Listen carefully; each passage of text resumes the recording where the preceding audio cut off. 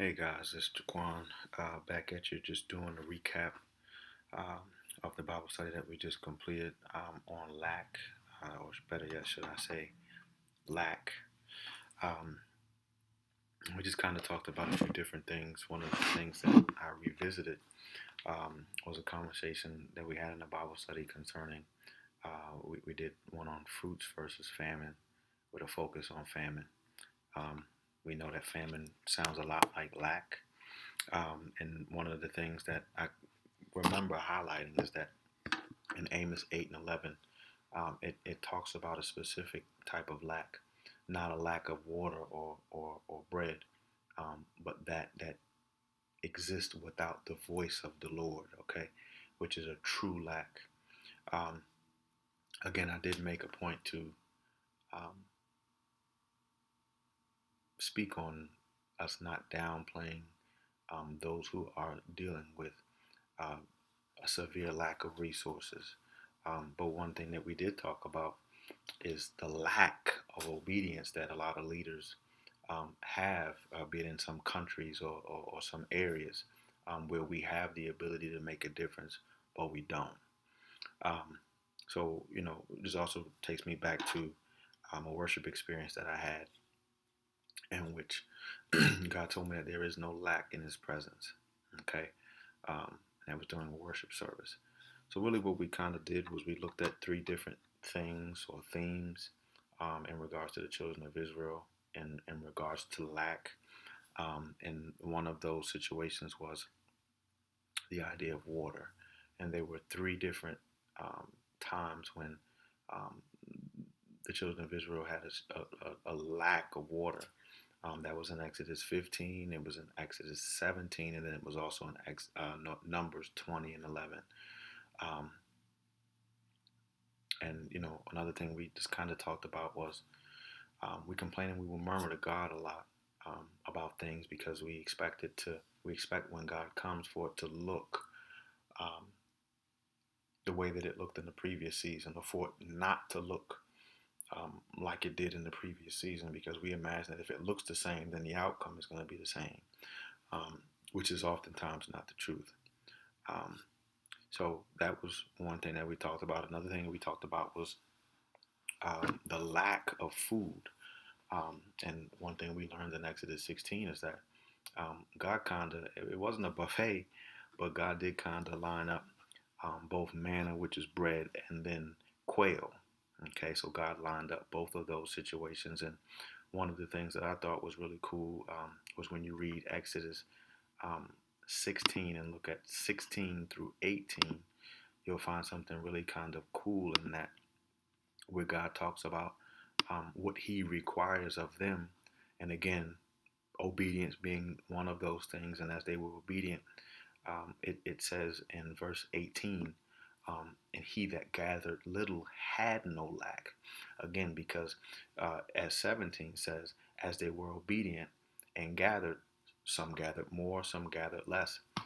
We even touched on that oftentimes we compare our lives with the lives of others. And sometimes we see others and it seems as if they have more than us, and it seems as if we have less.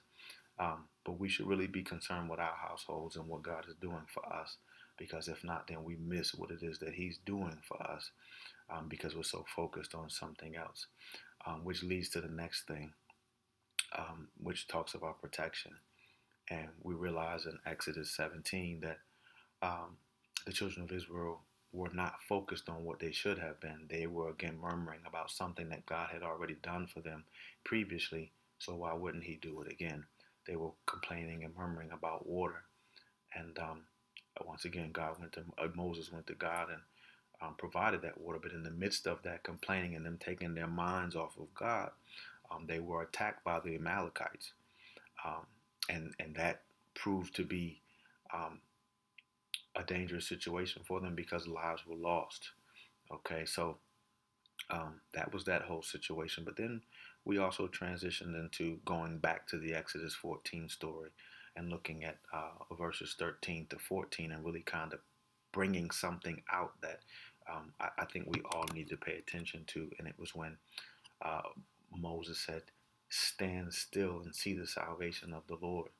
And when you look at that word salvation, again, then we can go back to the theme of this, that there is no lack in the presence of God. Since the time that they left from Israel up until now, in the scripture, Exodus 17, even all the way up to Numbers, God was with the children of Israel, okay, every step of the way.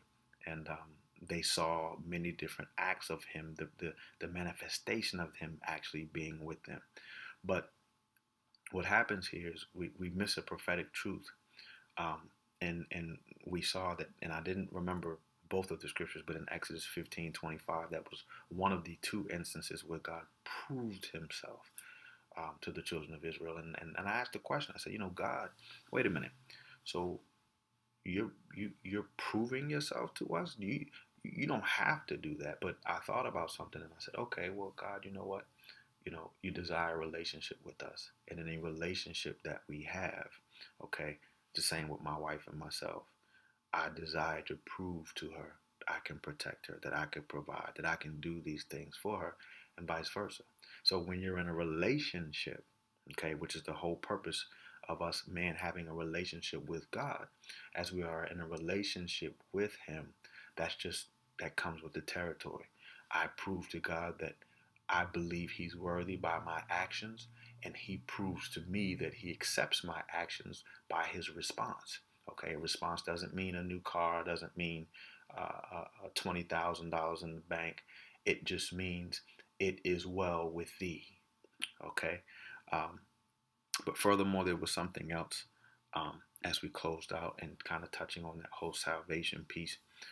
Again, that there is something that God requires of us.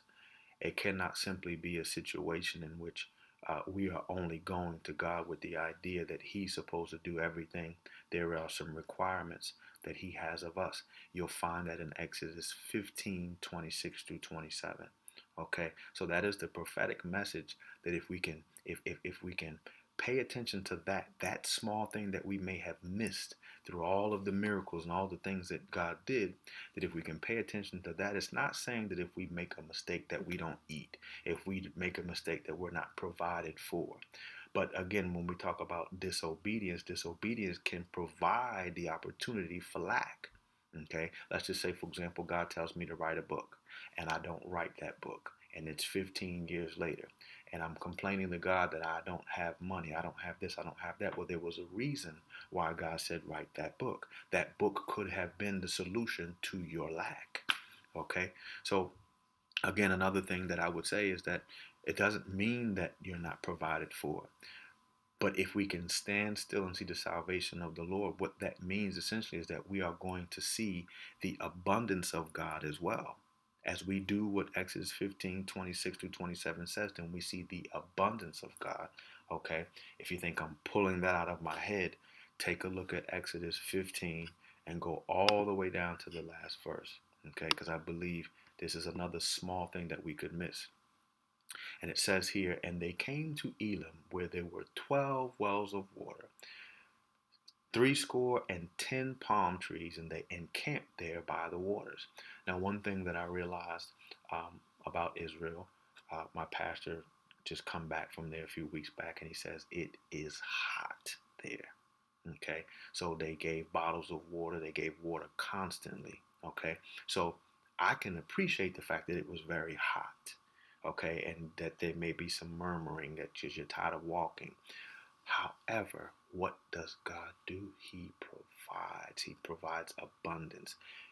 There's a specific reason why there were 12 wells of water and 70 palm trees, and why they were encamped by waters. That was for the protection, that was for the shade, and that was for the being able to have water. 12 wells of water. The abundance of God. The salvation. That is what salvation is the abundance of God. He said, I came that you might have life and have it more abundantly. So that's our recap for lack.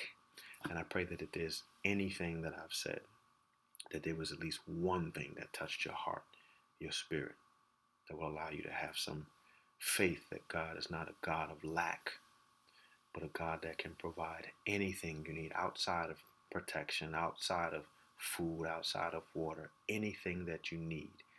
Get into the presence of God, and it is yours. Take care, guys.